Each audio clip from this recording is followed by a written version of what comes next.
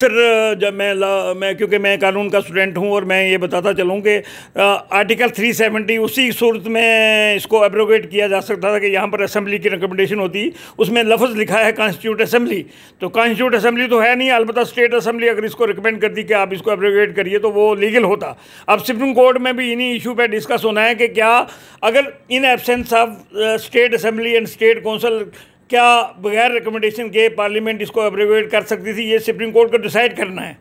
अगर supreme court बायस नहीं होगी तो अगर मुझे पूरा यकीन है अपनी अदलिया पे और सुप्रीम अदलिया पे कि वो इसको कलअदम करा दे देंगे, इस सेंटर के फैसले को जो है वो रद्द कर देंगे। तो ये तो बिल्कुल गैर आइनी और गैर कानूनी तरीके से इन्होंने एब्रोगेट किया है। बीइंग ए लॉ उनको कोई फ़र्क नहीं पड़ेगा, कोई आदमी वहाँ नौकरी नहीं करेगा, कोई आदमी वहाँ कश्मीर में इंडस्ट्री नहीं लगाएगा, कश्मीर में पैसा नहीं लगाएगा, कश्मीर में ज़मीन नहीं खरीदेगा। जो कुछ भी इफेक्ट पड़ रहा है इस वक्त, अभी आप दरबार मूव गवर्नमेंट ने बंद कर दिया तो उसका सबसे ज़्यादा इफेक्ट ट्रेडर्स पे पड़ा है। अगर आप रघुनाथ बाज़ार में जाएंगे तो दुकानदार जो हैं वो बैठे हैं बेचारे, उनको कोई आपको गाहक ही नज़र नहीं आएगा। और आज जिन लोगों ने बीजेपी को आप देख रहे हैं न्यूज़ से रेडियो और मैं हूं अरफाज़ अहमद डैंग। आज की खास मुलाकात में हमारे साथ मौजूद हैं पीर पंचाल फाउंडेशन के चीफ कोऑर्डिनेटर व सोशल एक्टिविस्ट व फॉर्मर लॉ ऑफिसर इश्तियाक भट्टी जी हमारे साथ मौजूद हैं। सर, स्वागत है आपका न्यूज़ से इंडिया में। शुक्रिया आपका मुझे टाइम देने के लिए। इश्तियाक साहब, ये जो पीर पंचाल फाउंडेशन है ये क्या है और इसको बनाने की क्या ज़रूरत पड़ी? डेंग साहब, मैं अर्ज़ करता चलूं कि जब 5 अगस्त 2019 को हमारी स्टेट को धर्म भरम कर दिया और स्टेट के 2 टुकड़े कर दिए, इसको यूटी बना दिया और हमारा 370 जो आर्टिकल और 35A जो महाराजा हरी सिंह का रखा हुआ प्रोविज़न था लोगों को यहाँ पर प्रोटेक्ट करने के लिए कि बाहर के पंजाब के लोग आगे यहाँ ना बसें, तो वो उसको एब्रोगेट कर दिया। और उसके बाद जब हमें ये महसूस हुआ कि डिलिमिटेशन कमीशन यहाँ हो रही थी और वो किश्तवाड़ तक भद्रवाह किश्तवाड़ का दौरा किया उन्होंने, कश्मीर में वो गए, लेकिन राजौरी पुंछ उन्होंने जाने का गवारा नहीं किया।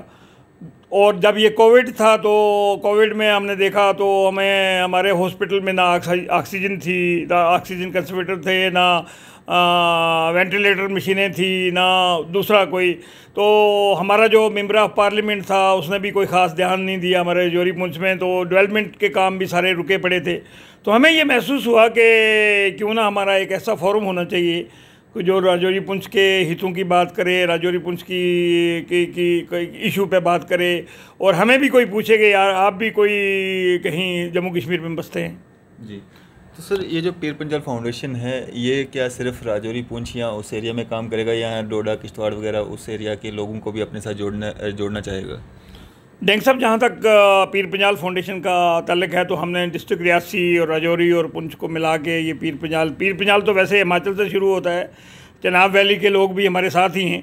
हाँ, अलबत्ता हमने चनाब वैली को अभी अलग रखा है और रियासी, राजौरी और पुंछ को मिला के हमने चनाब ये जो हमने पीर पंचाल फाउंडेशन बनाई है तो इसका इनकाद किया है और इसमें कोई 20 मेंबरी कमेटी बनाई है अभी जो एग्जीक्यूटिव बॉडी के मेंबर हैं, और इसका चीफ कोऑर्डिनेटर अभी मुझे मुकर्रर किया है। हमने एक मीटिंग जम्मू में की है, 1-2 मीटिंग सुनकोट में की हैं, मेंढर में की हैं, एक राजौरी में की है और पुंछ में की है।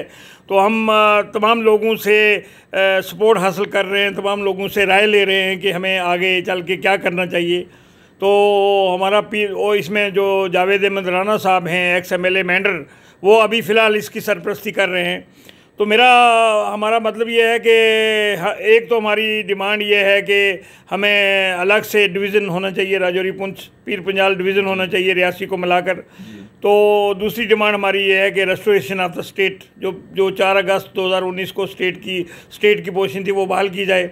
हमें आर्टिकल 370 और 35 जो अभी सुप्रीम कोर्ट में चल रहा है उस पर ज़्यादा टिप्पणी करना मुनासिब नहीं है। अलबत्ता अगर हम ये कहते हैं कि अगर सुप्रीम कोर्ट हमारे इस फैसले को बदल देती है, इसको रद्द कर देती है तो बड़ी खुशान बात है। अगर रद्द नहीं करती है तो हमें यूनियन ऑफ गवर्नमेंट से और जो मोदी साहब हैं और बीजेपी की गवर्नमेंट है, हम उनसे मांग करते हैं कि हिमाचल की तरह 371 का प्रोविज़न हमें यहाँ लागू किया जाए ताकि हमारी नौकरियाँ बचें। हमारे नौजवान इस वक्त अनएम्प्लॉयड हैं, परेशान हैं, कोई डेवलपमेंट के काम सारे रुके हुए हैं। तो यहाँ पर जो इन्होंने कहा था कि 370 जो है ये एक रुकावट है, तो वैसे तो हमें कोई 2 साल में साबित नहीं हुआ है। इश्तियाक साहब, अगर बात करें हम लद्दाख यूनियन टेरिटरी की, तो वहाँ पे जो है पीआरसी फिर से जो है बहाल कर दिया गया है। तो वहीं अगर जम्मू कश्मीर में अभी डोमिसाइल और पीआरसी का एक इशू क्रिएट हुआ है, कुछ लोगों को ये भ्रम है कि पीआरसी रहेगा, कुछ लोगों को भ्रम है कि डोमिसाइल बनवाना पड़ेगा। तो इस असमंजस में लोग हैं अभी, तो क्या यहाँ पे भी ये बदलाव होने चाहिए? हाँ बिल्कुल, जैसे जैसे लद्दाख के लोगों को मैं सल्यूट करता हूँ और लद्दाख की लीडरशिप को सल्यूट करता हूँ। और मुझे हमारे इन लीडरों से कोई उम्मीद नहीं है।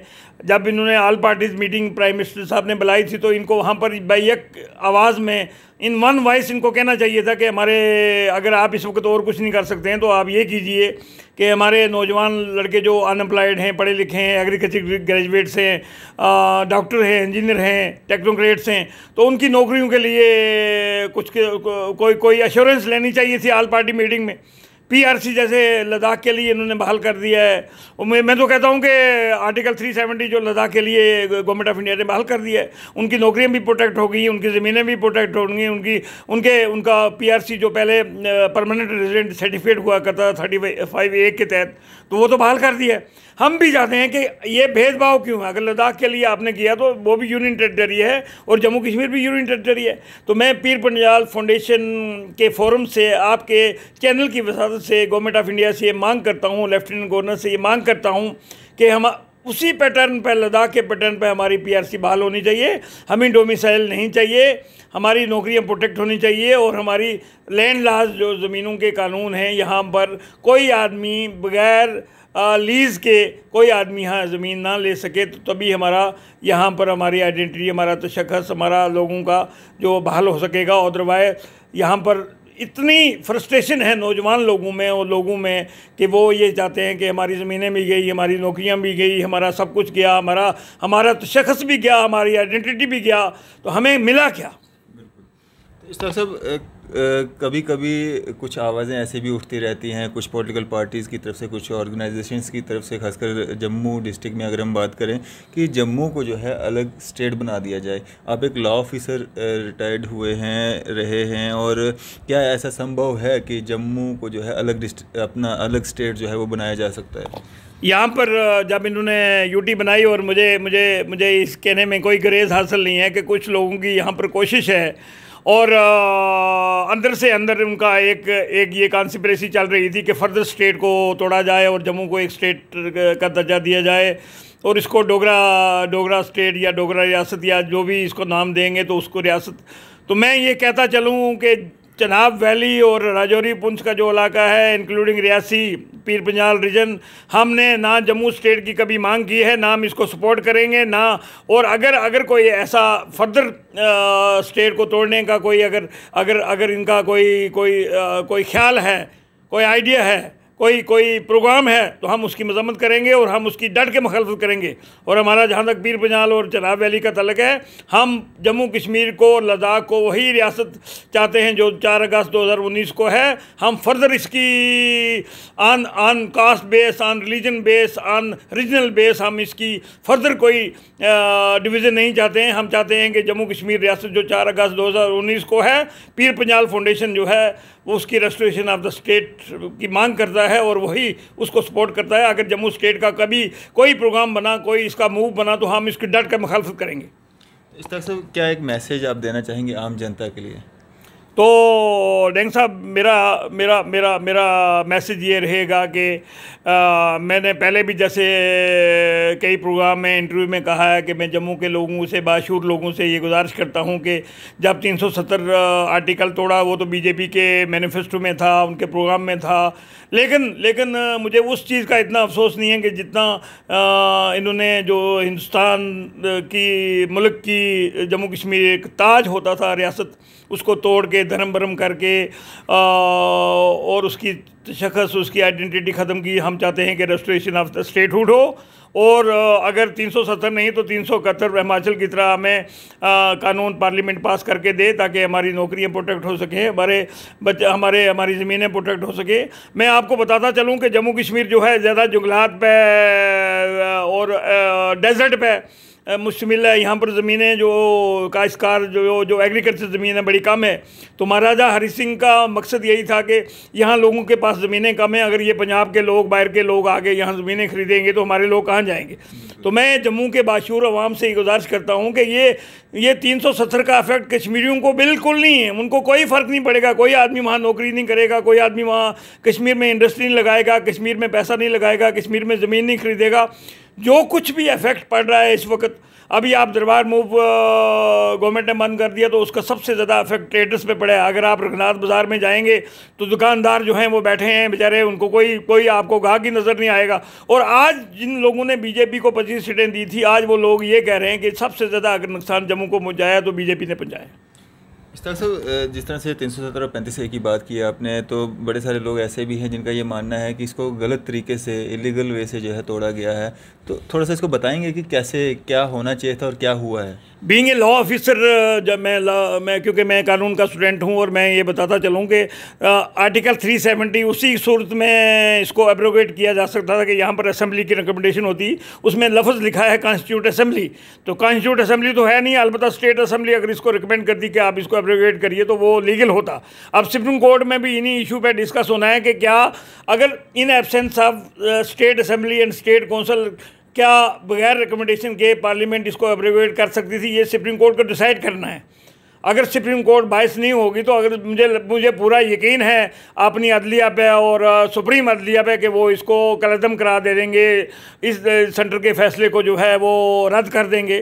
तो ये तो बिल्कुल गैर आइनी और गैर कानूनी तरीके से इन्होंने एब्रोगेट किया है। बीइंग ए लॉ ऑफिसर में आम आदमी ने आम आदमी की हैसियत से, कॉमन आदमी की हैसियत से मैं ये नहीं कह रहा हूँ, मैं एक लॉ ऑफिसर कानूनदान के हैसियत से मैं कह रहा हूँ कि ये अनकॉन्स्टिट्यूशनल था और ये बिल्कुल गैर आइनी और गैर कानूनी तौर पर इन्होंने एब्रोगेट किया है, जो इनको पावर नहीं थी। डॉक्टर साहब, अब इसी से जुड़ा एक सवाल मैं आपसे पूछना चाहूँगा। जिस तरह से इसको सेलिब्रेट किया जाता है, खुशियाँ मनाई जाती हैं, लोगों को भ्रमित किया जाता है कि इसको तोड़ दिया गया है, ये अब वापस नहीं आएगा, गड़े मुर्दे वापस नहीं आते हैं, और सुप्रीम कोर्ट में केस चल रहा है, तो ये भी कहीं ना कहीं कोर्ट की तौहीन है। हाँ, ये जो लोग, मैंने काफ़ी बीजेपी के ज़िम्मेदार लोगों को ये कहते देखा है, उनके अहदेदार को ये कहता देखा है कि जबकि सुप्रीम कोर्ट में जो मामला होता है उस पर टिप्पणी करना ठीक बात नहीं है। और यहाँ खुलेआम लोग कह रहे हैं कि ये अब ये वापस नहीं आएगा, इसका मतलब वो सुप्रीम कोर्ट को चैलेंज कर रहे हैं, और ये कंटेम्प्ट ऑफ कोर्ट कहते हैं इसे। अगर आप इतनी बेबाकी से, इतनी दिलेरी से आपने ये कह रहे हैं कि ये अब ये वापस नहीं आएगा, तो इसका मतलब कहीं ना कहीं सुप्रीम कोर्ट पे आप उंगली उठा रहे हैं, तो जो कि कंटेम्प्ट ऑफ कोर्ट बनता है। और मुझे सुप्रीम कोर्ट और हिंदुस्तान के आइन पे और हिंदुस्तान के अदलिया पे पूरा यकीन है। और मैं जो बाशूर अवाम है जम्मू के, जो हिंदू बरादरी के लोग हैं, वो भी आप ये समझते हैं कि हमारे साथ धोखा हुआ है, हमारे साथ गलत हुआ है। तो इंशाल्लाह आप सारे स्टेट के लोग जो मिल के हम, जैसे सुनील डिम्पल ने एक स्टेटहुड का मिशन चलाया हुआ है, तो सारे लोग उनके साथ जुड़े हैं और हम स्टेटहुड पहले वापस लेंगे, उसके बाद हम 370 का सोचेंगे। चलिए, शुक्रिया सर, हमारे साथ बातचीत करने के लिए, अपना कीमती समय देने के लिए। आपका भी बहुत बहुत शुक्रिया। ये थे हमारे साथ इश्तियाक भट्टी जी, जो कि former law officer, social activist और चीफ कोऑर्डिनेटर पीर पंचाल फाउंडेशन के हमारे से बातचीत कर रहे थे। फिलहाल अब देखते रहिए न्यूज़ इंडिया। मैं अरफाज अहमद डैंग, कैमरामैन शाहनवाज के साथ।